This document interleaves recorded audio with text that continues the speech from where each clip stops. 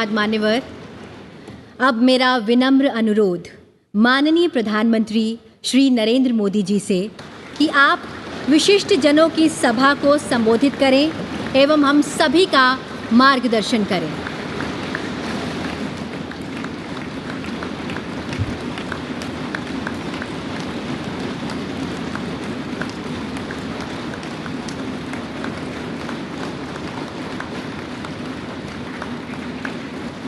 आदरणीय उपराष्ट्रपति जी, आदरणीय स्पीकर महोदय, मंच पर विराजमान सभी वरिष्ठ महानुभाव और 140 करोड़ देशवासियों के प्रतिनिधि, सभी माननीय सांसदगण, आपको और देशवासियों को गणेश चतुर्थी की अनेक अनेक शुभकामनाएं।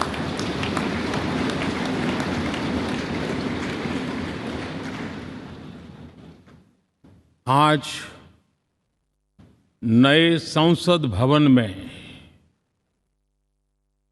हम सब मिलकर के नए भविष्य का श्री गणेश करने जा रहे हैं।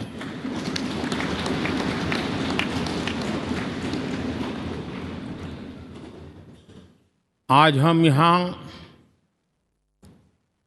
विकसित भारत का संकल्प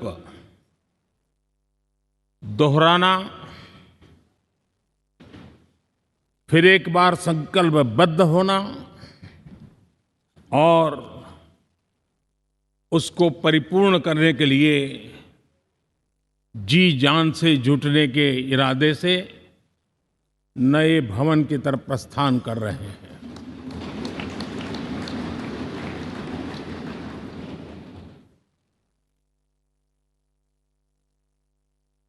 सम्माननीय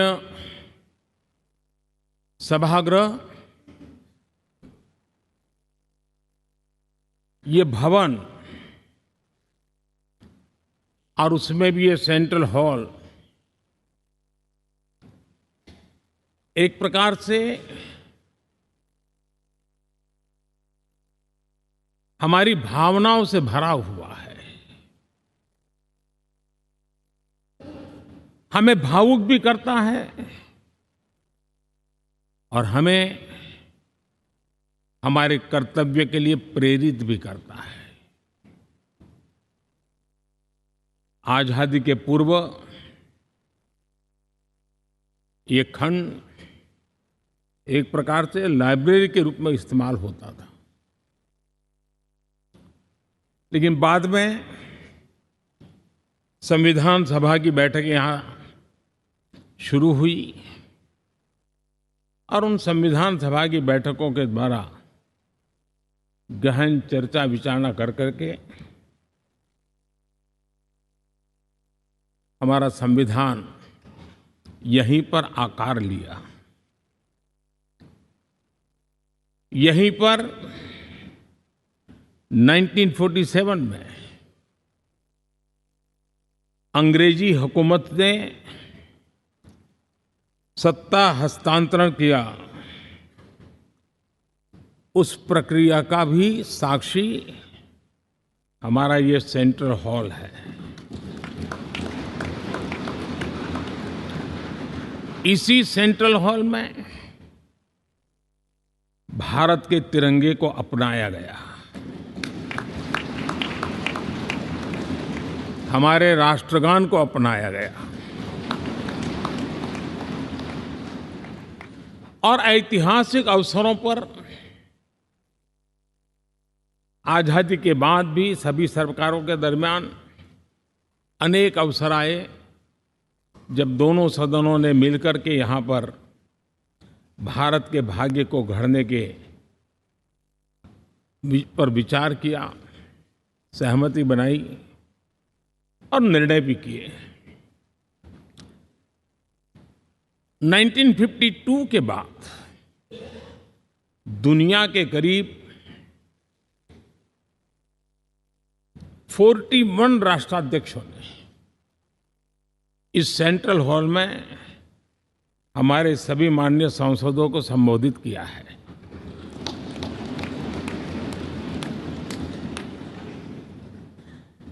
हमारे राष्ट्रपति महोदयों के द्वारा 86 बार यहां संबोधन किया गया है।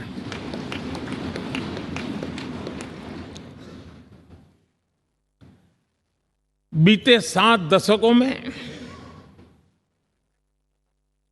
जो भी साथी इन जिम्मेवारियों से गुजरे हैं, जिम्मेवारियों को संभाली है, अनेक कानूनों, अनेक संशोधन और अनेक सुधारों का हिस्सा रहे हैं। अभी तक लोकसभा और राज्यसभा ने मिलकर करीब करीब 4000 से अधिक कानून पास किए हैं।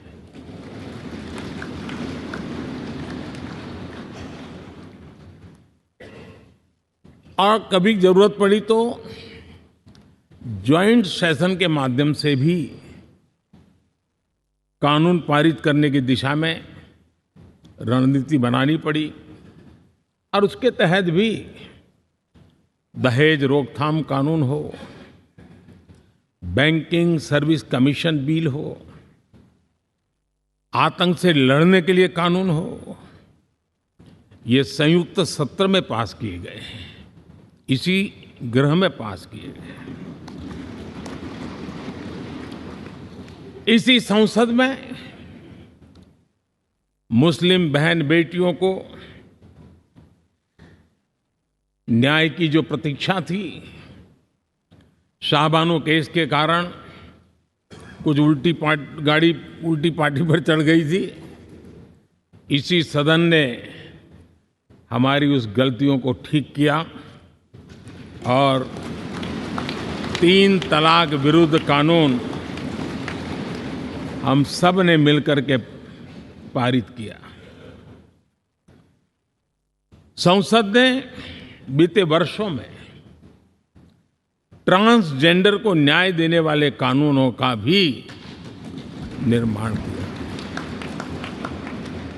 इसके माध्यम से हम ट्रांसजेंडर के प्रति सद्भाव और सम्मान के भाव के साथ उनको नौकरी, शिक्षा, स्वास्थ्य, बाकी जो सुविधाएं हैं, एक गरिमा के साथ प्राप्त कर सके, इसकी दिशा में हम आगे बढ़े। हम सभी ने मिलकर हमारे दिव्यांग जनों के लिए भी उनकी जरूरतों को देखते हुए, उनके एस्पिरेशंस को देखते हुए ऐसे कानूनों का निर्माण किया जो उनके लिए उज्जवल भविष्य की गारंटी बन रहे हैं। आर्टिकल 370 हटाने से लेकर वो विषय ऐसा रहा जो शायद ही कोई दशक ऐसा होगा कि चर्चा न हुई हो, चिंता न हुई हो और मांग न हुई हो। आक्रोश भी व्यक्त हुआ, सभागृह में भी हुआ, सभागृह के बाहर भी हुआ। लेकिन हम सबका सौभाग्य है कि हमें सदन में आर्टिकल 370 से मुक्ति पाने का, अलगाववाद, आतंकवाद के खिलाफ लड़ाई लड़ने का एक बड़ा महत्वपूर्ण कदम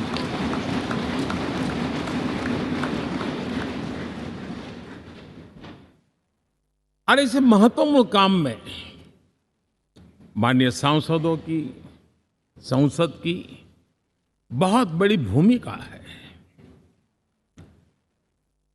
जम्मू कश्मीर में इसी सदन में निर्मित हुआ संविधान हमारे पूर्वजों ने दिया हुआ वो महामूल्य दस्तावेज जम्मू कश्मीर में लागू करते हैं तो इस मिट्टी को प्रणाम करने का मन करता है। आज जम्मू और कश्मीर शांति और विकास के रास्ते पर चलने के लिए प्रतिबद्ध हुआ है और नए उमंग, नए उत्साह, नए संकल्प के साथ जम्मू कश्मीर के लोग आगे बढ़ने का कोई मौका अब छोड़ना नहीं चाहते हैं।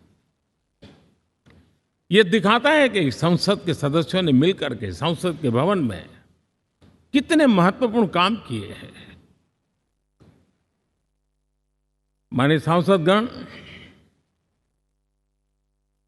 लाल किले से मैंने कहा था यही समय है, सही समय है।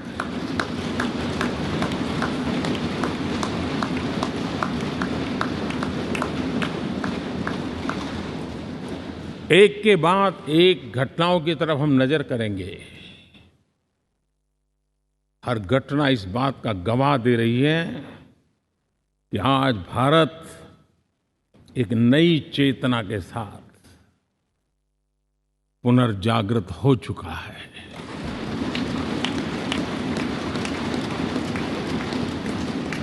भारत नई ऊर्जा से भर चुका है और यही चेतना, यही ऊर्जा इस देश के कोटि-कोटि जनों के सपनों को संकल्प में परिवर्तित कर सकती है और संकल्प को परिश्रम की पराकाष्ठा कर करके सिद्धि तक पहुंचा सकती है। ये हम देख सकते हैं।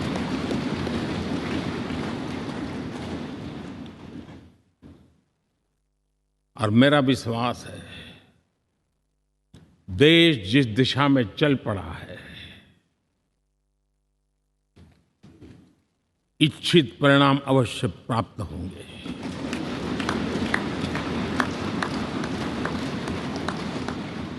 हम गति जितनी तेज करेंगे, परिणाम उतने जल्दी मिलेंगे।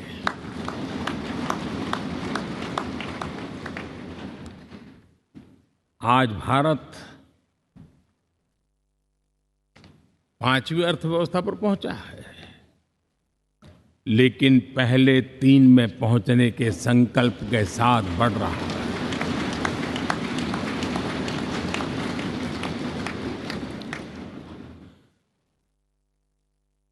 और मैं जिस स्थान पर बैठा हूं, जो जानकारियां प्राप्त होती है, उसके आधार पर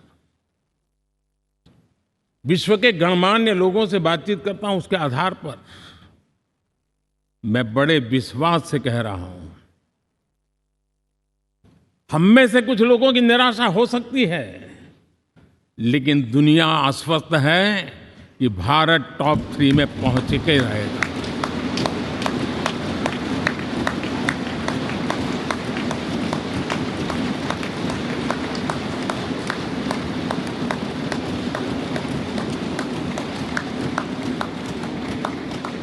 भारत का बैंकिंग सेक्टर आज अपनी मजबूती के कारण से फिर एक बार दुनिया में सकारात्मक चर्चा का केंद्र बना हुआ है।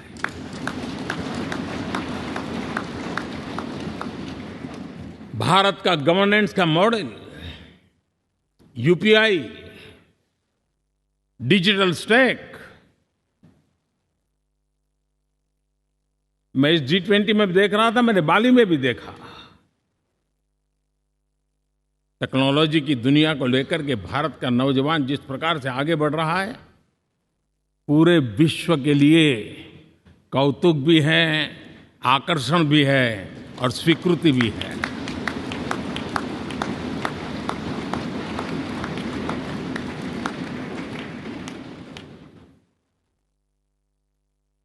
हम सब उस ऐसे कालखंड में हैं, मैं कहूंगा हम लोग एक भाग्यवान लोग हैं। ऐसी भाग्यवान समय में हमें कुछ दायित्व निभाने का अवसर आया है और हमारा सबसे बड़ा भाग्य है कि आज इंडियन एस्पिरेशंस उस ऊंचाई पर हैं जो शायद पिछले 1000 साल में नहीं रहे होंगे।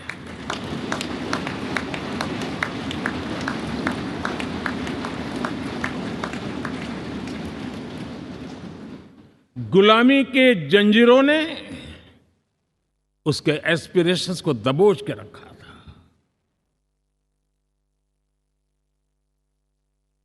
उसकी भावनाओं को तहस नहस कर दिया था। आजाद भारत में अपने सपने संजो रहा था, चुनौतियों से जूझ रहा था, लेकिन मिलकर के आज जहां पहुंचे हैं, अब वहां वो रुकना नहीं चाहता है। वो एस्पिरेशनल सोसाइटी के साथ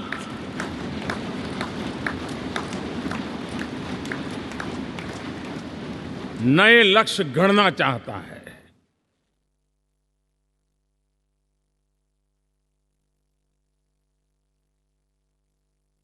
जब एस्पिरेशन सोसाइटी सपने संजोते ही हो, संकल्प लेकर के निकल पड़ी हो, तब पुराने कानूनों से मुक्ति पाकर नए कानूनों का निर्माण करके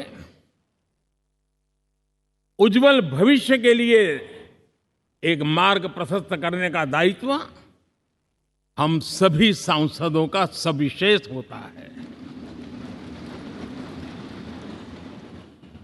संसद में बनने वाला हर कानून, संसद में होने वाली हर चर्चा, संसद से जाने वाला हर संकेत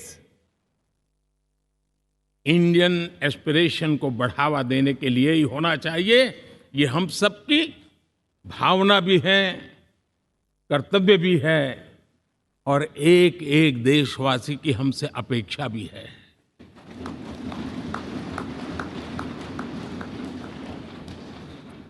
हम जो भी रिफॉर्म करें, उसके मूल में इंडियन एस्पिरेशन सबसे सर्वोच्च पद पर होना चाहिए, प्राथमिकता पर होना चाहिए।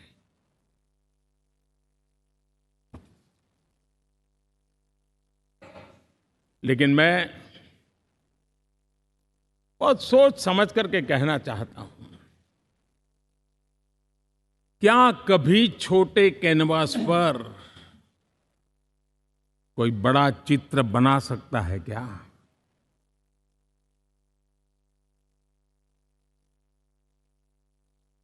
जैसे छोटे कैनवास पर बड़ा चित्र नहीं बन सकता, वैसे हम भी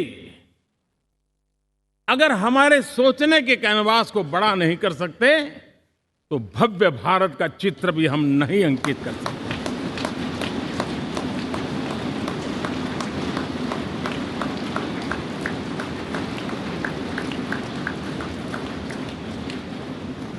पचहत्तर साल का हमारे पास अनुभव है। हमारे पूर्वजों ने जो कुछ भी रास्ते बनाए, उससे हमने सीखा है। हमारे पास एक बहुत बड़ी विरासत है। इस विरासत के साथ अगर हमारे सपने, हमारे संकल्प जुड़ जाए, हमारा सोचने का दायरा बदल जाए, हमारा कैनवास बड़ा हो जाए, तो हम भी उस भव्य भारत के चित्र को अंकित कर सकते हैं, उस तस्वीर का खाका खींच सकते हैं, उसमें रंग भरने का काम हम भी कर सकते हैं और आने वाली पीढ़ी को वो भव्य दिव्य मां भारती के हम उनको सुपुर्द कर सकते हैं। दोस्तों, अमृतकाल के 25 वर्षों में भारत को अब बड़े कैनवास पर काम करना ही होगा। अब हमारे लिए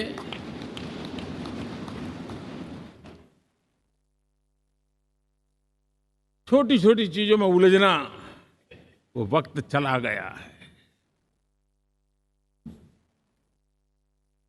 हमें आत्मनिर्भर भारत बनाने के लक्ष्य को सबसे पहले परिपूर्ण करना चाहिए और हमसे शुरुआत होती है, हर नागरिक से शुरुआत होती है। और आज दुनिया में भी एक समय ऐसा था कि लोग मुझे कहते थे, हमारे बड़े बड़े बुद्धिजीवी और अर्थशास्त्री लिखते थे कि मोदी आत्मनिर्भर की बात करता है तो मल्टीलेटरलिज्म के सामने चुनौती तो बन नहीं जाएगा, ग्लोबल इकोनॉमी के जमाने में ठीक तो नहीं होगा। लेकिन 5 साल के भीतर भीतर देखा, दुनिया भारत के आत्मनिर्भर मॉडल की चर्चा करने लग गई है।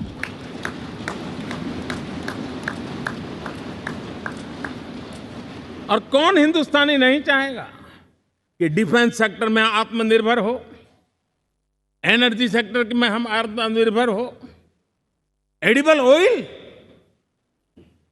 क्या इस देश को आत्मनिर्भर नहीं होना चाहिए? कृषि प्रधान देश हम कहते हैं।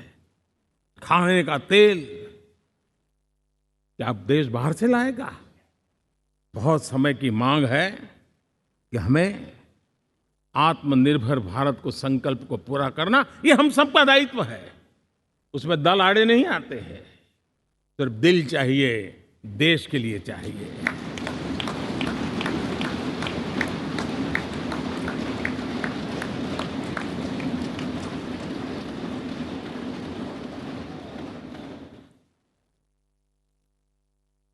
हमें अब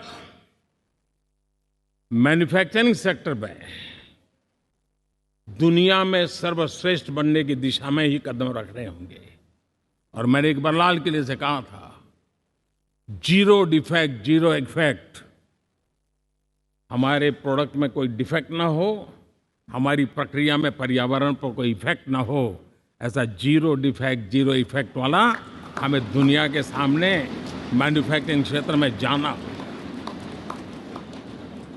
हमारे डिजाइनर,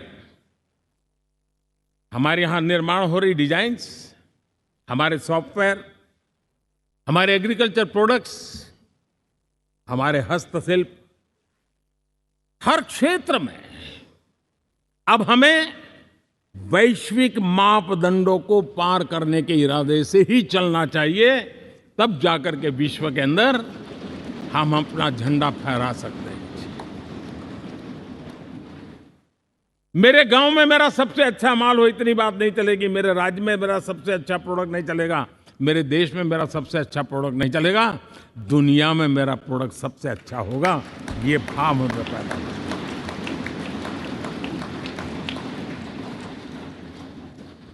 हमारी यूनिवर्सिटीज दुनिया के अंदर टॉप रैंकिंग में आए, अब इसमें हमें पीछे नहीं रहना है। हमारे शिक्षा जगत को नई नेशनल एजुकेशन पॉलिसी मिली है, एक खुलापन है, सर्वस्वीकृत बनी है। उसके सहारे अब हमें चल पड़ना है। और दुनिया के टॉप मोस्ट यूनिवर्सिटीज में अभी जब G20 में विश्व के मेहमान आए तो मैंने नालंदा की एक तस्वीर रखी थी वहाँ। और जब मैं दुनिया को कहता था 1500 साल पहले मेरे देश में दुनिया की उत्तम से उत्तम यूनिवर्सिटी हुआ करती थी, तो उन सुनते ही रह जाते थे। लेकिन हमें उसे प्रेरणा लेनी है, पर प्राप्त तो अभी करके रहना है। ये हमारा संकल्प होना चाहिए। आज हमारे देश का नौजवान खेल जगत के अंदर दुनिया में हमारी पहचान बना रहा है। टियर 2, टियर 3 सिटी से, गांव, गरीब परिवारों से, गांव से देश के नौजवान, देश की बेटे बेटियां आज खेलकूद के जगत जीवन में हमारा नाम रोशन कर रही है। लेकिन देश चाहता है और देश का संकल्प होना चाहिए कि अब खेलकूद के हर पोडियम पे हमारा तिरंगा भी लहराता होगा।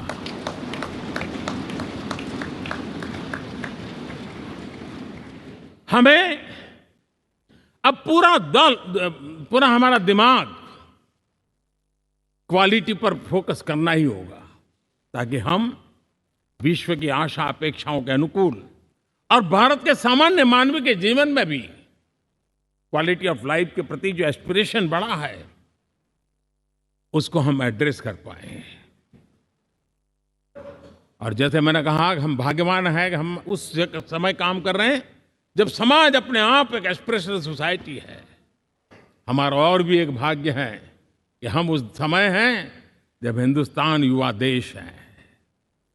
हम दुनिया में सबसे ज्यादा जन आबादी वाला तो देश बने ही हैं, लेकिन सबसे बड़ी आबादी, उसमें भी सबसे युवा, ये पहली बार हुआ है।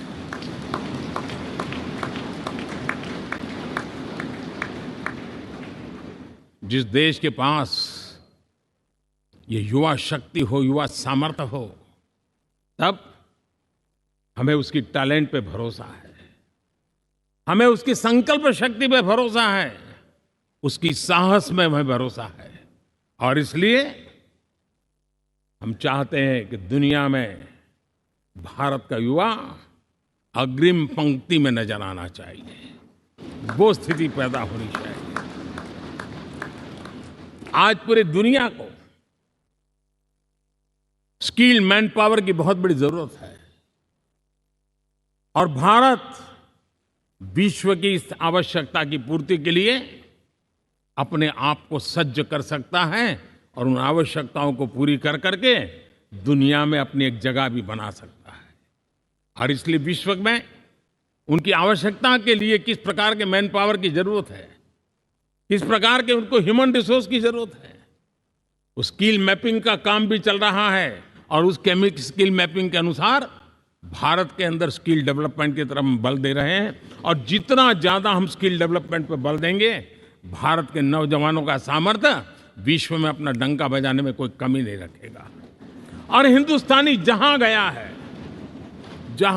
है उसने अच्छाई की छाप छोड़ी है, कुछ कर गुजरने की छाप छोड़ी है। ये सामर्थ्य हमारे अंदर पहले से पड़ा हुआ है और हमारे पहले जो लोग गए हैं उन्होंने इससे छवि भी बना के रखी हुई है। आपने देखा होगा पिछले दिनों करीब 150 नर्सिंग कॉलेज एक साथ खोलने का निर्णय किया। पूरे दुनिया में बहुत बड़ी रिक्वायरमेंट है नर्सिंग की। हमारी बहन, हमारी बेटियां, हमारे बेटे उस क्षेत्र में दुनिया में पहुंच सकते हैं, आसानी से पहुंच सकते हैं। पूरे विश्व की जरूरत है और ये तो मानवता का काम है जिसमें हम पीछे नहीं रहेंगे। आज मेडिकल कॉलेजेस का इतना व्यापक रूप से निर्माण, देश की आवश्यकता तो पूरी करनी ही करनी है, दुनिया की आवश्यकताओं में भी योगदान दे सकते हैं। कहने का तात्पर्य यही है, हर छोटी चीज पर बारीकी से ध्यान देते हुए, उस पर अपना ध्यान केंद्रित करते हुए हमें आगे बढ़ना है। हमें भविष्य के लिए सही समय पर सही फैसले भी लेने होते हैं। हम फैसलों को टाल नहीं सकते। हम राजनीतिक लाभ नुकसान के गणा भाग के अंदर अपने आप को बंधी नहीं बना सकते हैं। हमें तो देश के एस्पिरेशन के लिए हिम्मत के साथ नए निर्णय करने होते हैं। आज सोलर पावर के सफल मूवमेंट्स हमारी भावी पीढ़ी के लिए एनर्जी क्राइसिस से मुक्ति की गारंटी दे रहा है। आज मिशन हाइड्रोजन आने वाले दिनों में जो एनवायरनमेंट की चिंता है, जो टेक्नोलॉजी में बदलाव आ रहा है, उसके समाधान का रास्ता देने का सामर्थ्य रखती है। आज हमारा सेमीकंडक्टर जिस प्रकार से जीवन चलाने में हमारे हृदय की जरूरत रहती है, वैसे ही आज हमारी टेक्नोलॉजी चिप्स के बिना चल नहीं सकती और सेमीकंडक्टर उसके लिए बहुत अनिवार्य हैं। उस दिशा में हम आगे जाकर के इलेक्ट्रॉनिक मैन्युफैक्चरिंग में कोई रुकावट ना आए और जीवन कहीं अटक न जाए, उसलिए एक बहुत बड़ी मात्रा में हम काम कर रहे हैं। जल जीवन मिशन, हर जिले में 75 अमृत सरोवर, हमारी भावी पीढ़ी को, हमारे बच्चे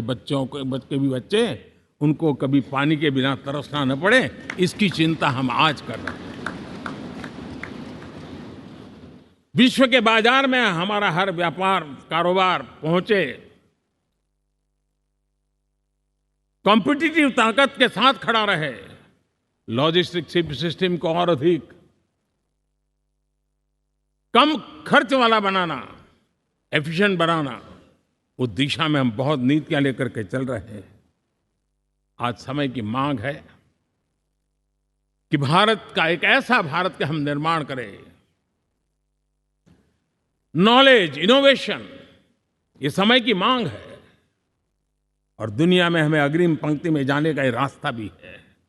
और इसलिए पिछले हमने समय नेशनल एजुकेशन पॉलिसी के साथ साथ टेक्नोलॉजी के बढ़ावे के लिए हमने रिसर्च और इनोवेशन का एक कानून भी पारित किया है, ताकि हमारे देश के नौजवानों को इस इनोवेशन के और चंद्रयान 3 की सफलता के बाद देश के नौजवानों के मन में विज्ञान की तरफ आकर्षण बढ़ रहा है। हमें मौका गंवाना नहीं है। हमारी युवा पीढ़ी को हमने रिसर्च और इनोवेशन के लिए पूरे अवसर देने हैं और इस इकोसिस्टम को बनाने के लिए हमने एक उज्जवल भविष्य के निर्माण की नींव रखी है। आदरणीय बंधुगण, सामाजिक न्याय ये हमारी पहली शर्त है। बिना सामाजिक न्याय, बिना संतुलन, बिना समभाव, बिना समत्व हम इच्छित परिणामों को घर के भीतर प्राप्त नहीं कर सकते। लेकिन सामाजिक न्याय की चर्चा बहुत सीमित बन के रह गई। हमें उसको व्यापक रूप में देखना होगा। हम किसी गरीब को कोई सुविधा दें, किसी समाज में दबे कुचले व्यक्ति को कोई सुविधा दें, वो तो सामाजिक न्याय की एक प्रक्रिया है। लेकिन उसके घर तक पक्की सड़क बन जाए ना, वो भी सामाजिक न्याय के लिए उसको मजबूती देती है। उसके घर के नजदीक में बच्चों के लिए अगर स्कूल खुल जाए तो वो भी उसको सामाजिक न्याय की मजबूती देती है। उसको बिना खर्च अगर आरोग्य में समय की जरूरत पड़े वो मिले, तब जाकर के सामाजिक न्याय की मजबूती मिलती है। और इसलिए जिस प्रकार से समाज व्यवस्था में सामाजिक न्याय जरूरत है, वैसा ही राष्ट्र व्यवस्था में सामाजिक न्याय की आवश्यकता है। अब देश का कोई हिस्सा पीछे रह जाए, अविकसित रह जाए, ये भी सामाजिक न्याय के खिलाफ है। दुर्भाग्य से देश का पूर्वी इलाका, भारत का पूर्वी भाग जो समृद्धि से भरा हुआ है, लेकिन वहां के नौजवानों को रोजगार के लिए दूसरे इलाके में जाना पड़ रहा है। ये स्थिति हमें बदलनी है। हमारे देश के उस पूर्वी भाग को, इलाका को समृद्ध बना करके सामाजिक न्याय की मजबूती भी हमने देनी है। असंतुलित विकास, शरीर कितना भी स्वस्थ क्यों न हो, लेकिन एक उंगली को भी अगर लकवा मार गया है तो शरीर स्वस्थ नहीं माना जाता है। भारत कितना ही समृद्ध हो, लेकिन कोई अंग उसका दुर्बल रह जाए तो भारत समृद्धि में पीछे है, मानना पड़ेगा। और इसलिए हम सर्वांगीण विकास के पक्ष में, सामाजिक न्याय की उस ऊंचाई को प्राप्त करने के पक्ष में, दिशा में हमें आगे बढ़ना है। चाहे पूर्वी भारत हो, चाहे नॉर्थ ईस्ट हो, हमें उन चीजों को प्राप्त करना। और उसी लिए जो रणनीति कितनी सफल हुई है, 100 एस्पिरेशनल डिस्ट्रिक्ट पर विशेष काम किया, नौजवान अफसरों को लगाया गया, एक स्ट्रेटेजी बनाई गई। आज दुनिया उस मॉडल की चर्चा कर रही है और आज 100 डिस्ट्रिक्ट देश के कोने कोने में जो पीछे माने जाते थे, उसको बोझ मान लिया गया था। आज स्थिति ये बनी है कि वो 100 डिस्ट्रिक्ट अपने अपने राज्य में लीड कर रहे हैं, राज्य की एवरेज से भी ऊपर जा रहे हैं। और इस सफलता को देख करके, सामाजिक न्याय की इस भावना को मजबूत करते हुए 100 डिस्ट्रिक्ट में से आगे बढ़ करके अब जमीनी स्तर पर ले जाने के लिए 500 ब्लॉक तक उनको एस्पिरेशनल डिस्ट्रिक्ट ब्लॉक के नाते आइडेंटिफाई करके उसको मजबूती करने देने का काम चल रहा है। और मुझे विश्वास है ये एस्पिरेशनल ब्लॉक्स हैं, वो एक विकास का नया मॉडल बनने वाले हैं। वो एक प्रकार से देश के विकास के एक नए ऊर्जा केंद्र बनने की संभावना रखते हैं और उस दिशा में भी हम आगे बढ़ रहे हैं। माननीय सांसदगण, आज विश्व की नजर भारत पर है। शीत युद्ध के समय हमारी पहचान कूटनिरपेक्ष देश के रूप में रही। उस समय की जो जरूरत थी, उसके जो लाभ होने थे, उस समय से हम गुजरे हैं। लेकिन अब भारत का स्थान कुछ और बना है और इसलिए उस समय कूटनिरपेक्ष की अवस्था आवश्यक होगी। आज हम उस नीति को लेकर के चल रहे हैं, जिस नीति को अगर हमें पहचानना है तो विश्व मित्र के रूप में हम आगे बढ़ रहे हैं। हम दुनिया से मित्रता कर रहे हैं, दुनिया हमारे में मित्र खोज रही है। ये शायद विश्व में एक भारत ने और दूरी नहीं, हो सके उतनी निकटता, उस रास्ते पर चल करके भी हम अपने विश्व मित्र के रूप में भाव आज सफलतापूर्वक आगे बढ़ा रहे हैं। और मुझे लगता है कि इसका लाभ आज भारत को हो रहा है। भारत आज दुनिया के लिए एक स्टेबल सप्लाई चेन के रूप में उभर रहा है और आज विश्व की ये जरूरत है और उस आवश्यकता की पूर्ति करने का काम G20 में भारत ग्लोबल साउथ के आवाज बनकर के उभरा है। ये बीज G20 समिट में जो बीज बोया गया है, मेरे देशवासी आने वाले समय देखेंगे कि वो ऐसा वटवृक्ष बनने वाला है, ऐसा वटवृक्ष बनने वाला है, विश्वास का ऐसा वटवृक्ष बनने वाला है जिसकी साया में आने वाली पीढ़ियां सदियों तक एक गर्व के साथ अपना सीना तान करके खड़ी रहेगी। ये मुझे विश्वास है।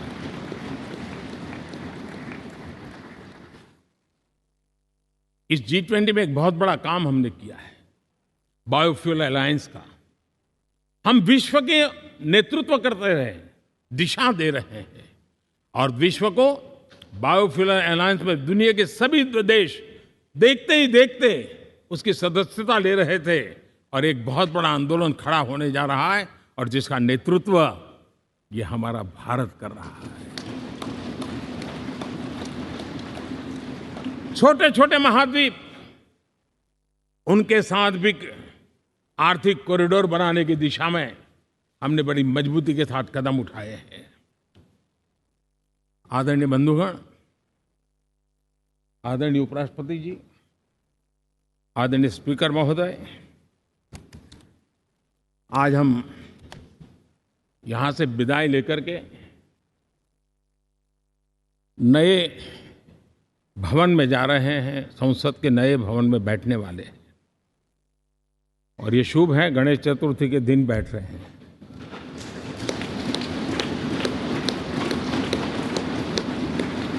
लेकिन मैं एक आप दोनों महानुभावों को एक प्रार्थना कर रहा हूं, एक विचार आपके सामने रख रहा हूं।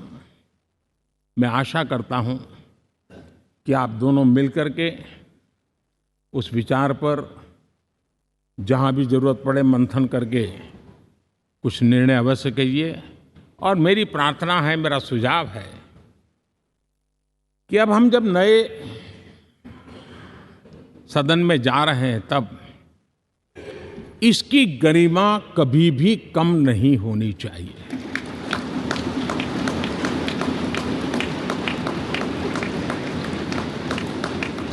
इसे सिर्फ पुरानी पार्लियामेंट कह करके छोड़ दें, ऐसा नहीं होना चाहिए। और इसलिए मेरी प्रार्थना है कि भविष्य में अगर आप सहमति दे दोनों महानुभाव, तो इसको संविधान सदन के रूप में जाना जाए।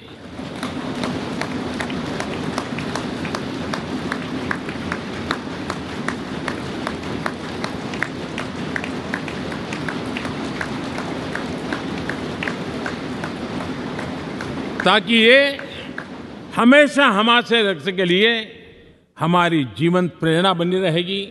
और जब संविधान सदन कहेंगे तब उन महापुरुषों का याद भी उसके साथ जुड़ जाएगी जो कभी संविधान सभा में यहाँ बैठा करते थे, गणमान्य महापुरुष बैठा करते थे। और इसलिए भावी पीढ़ी को ये तोहफा भी देने का अवसर हमें जाने नहीं देना चाहिए। मैं फिर एक बार इस पवित्र भूमि को प्रणाम करता हूं। यहाँ पर जो तपस्या हुई है, जन कल्याण के लिए संकल्प हुए हैं, इसको परिपूर्ण करने के लिए 7 दशक से भी अधिक समय से जो पुरुषार्थ हुआ है, उन सबको प्रणाम करते हुए मैं मेरी वाणी को विराम देता हूं और नए सदन के लिए आप सबको शुभकामनाएं देता हूं। बहुत बहुत धन्यवाद।